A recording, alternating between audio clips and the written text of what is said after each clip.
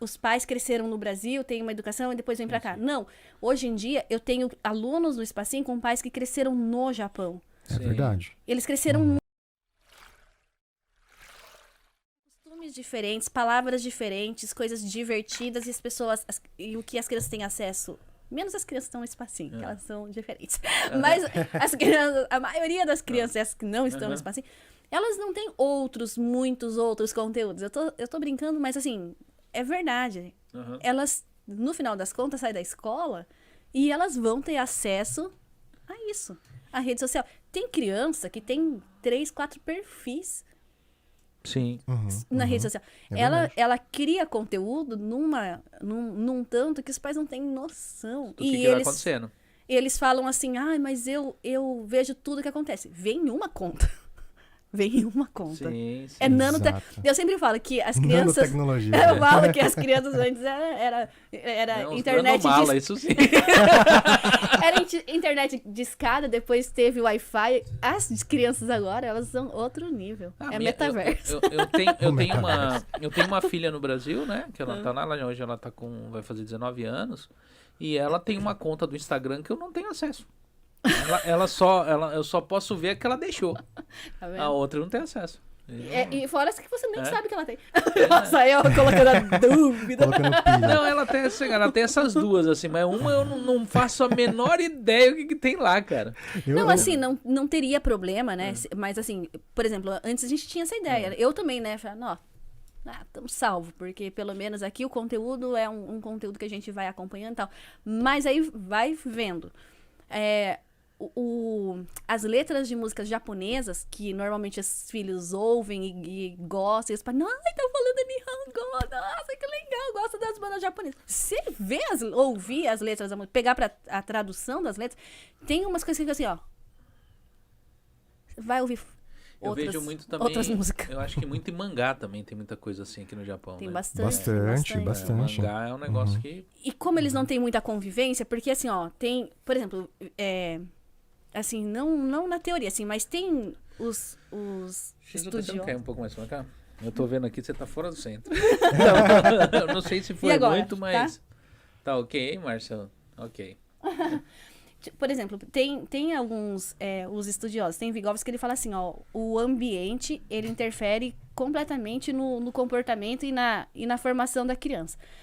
E aí a gente tem, agora, elas têm 2 ambientes que, assim, de 2 conteúdos diferentes. Eles têm o mangá, eles têm a nossa cultura nova, as nossas novas músicas e é uma... Assim, tem muita coisa boa, mas tem coisa muito ruim. E o que chama atenção, normalmente são as coisas ruins, assim. As músicas ruins, bem ruim, bem péssima mesmo, né? E aí eles ficam com isso. Só que como chama muita atenção, acaba que acaba sendo normal. Só que se chamasse atenção só das crianças, tava beleza, porque os pais iam falar, para com isso. Só que o problema é que tá chamando a atenção dos pais. Porque assim, o que eu tenho bastante visto, assim, é que hoje em dia a gente não pode mais falar que os pais cresceram no Brasil, têm uma educação e depois vêm pra cá. Não. Hoje em dia eu tenho alunos no Espacinho com pais que cresceram no Japão. É verdade. Eles cresceram no Japão, eles não têm noção de Brasil. Eles cresceram dentro de casa com os pais deles que ficavam trabalhando na fábrica, e eles cresceram sozinhos, eles não têm base, eles não sabem o que fazer com os filhos. Porque eles também ficaram sem pais, tipo, assim, os pais estavam trabalhando pra dar o melhor e tal. Sim. Mas sabe o que você falou no começo? Dá coisas e deixa de dar. Sim. Sabe essas coisas que deixaram de dar? São os pais dos meus alunos agora. Alguns, né? Ou que podem ser.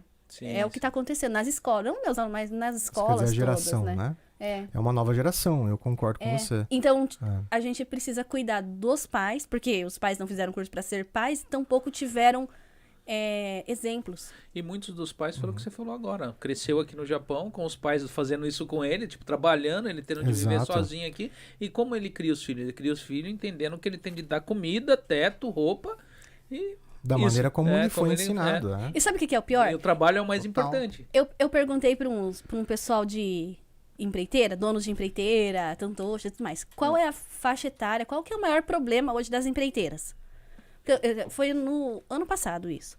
Começo do ano passado mesmo. Sim. E aí eu ouvi assim, ó, a maioria, praticamente todos falaram assim, o maior problema é o pessoal na faixa etária de até 30 anos, de 20, 30 anos, que a gente imagina que é a melhor época pra estar trabalhando, né? Mas são eles que menos vão trabalhar, menos pegam firme no trabalho, que sabem Nihongo, que sabem tudo, porque todo mundo acha que, se eu soubesse Nihongo, eu ia estar muito bem, não sei o quê. Besteira, sabe por quê? Porque tem uma galera que sabe Nihongo, mas que não tem comprometimento, que não tem força de vontade, que qualquer coisa precisa faltar no serviço. E quando tem filho, aí quer estar presente pro filho, mas quer estar presente, acha que o fato de estar ali é o suficiente. Então passa a mão na cabeça de tudo. Que a criança pode fazer tudo que é errado, que não, eu vou te apoiar. Mas eles fazem isso porque, na verdade, eles não estão fazendo isso pros filhos.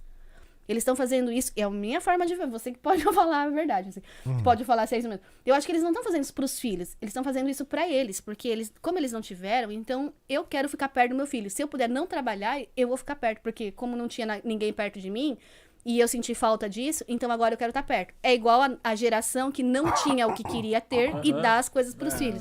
Então tá mudando muito, assim, eu vejo muito, não é muito, assim, isso. E é uma troca. Razão. E os filhos adoram os pais perto, até os 8, 9, 10 anos. Depois não quer que o pai pareça... natural. Eles ficam carentes, né? Os pais são carentes, não os filhos. Sim. E é muito natural ter esse reflexo, né?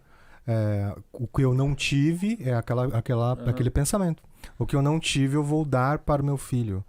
Só que tem que ter um cuidado muito grande na hora que você pensar isso e for executar, porque você tem que perceber, tem que ter sabedoria de perceber se é isso que o seu filho quer. Porque às vezes você vai dar coisas que te faltaram para ele, só que na verdade ele precisa de outras coisas que você não está vendo. De repente foi alguma coisa que você teve mesmo.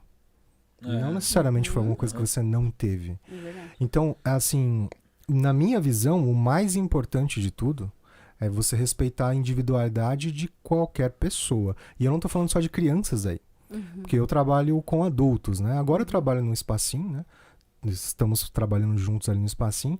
Porém, o meu trabalho, em geral, é com adultos. E pode ter certeza, respeitar a individualidade de cada um é a chave para você melhorar, seja o que for que você quiser. Porque cada ser humano é construído de uma forma, as crianças também. Sim. Não adianta você querer colocar a criança dentro de um quadrado perfeito ou de uma bola e falar, esse é o molde, a criança não é uma carpa, exatamente, né? Ela não vai crescer só até o tamanho que você quer. Essa que é a verdade. É verdade. Ela não vai. E elas têm personalidade, que é um negócio que não tem.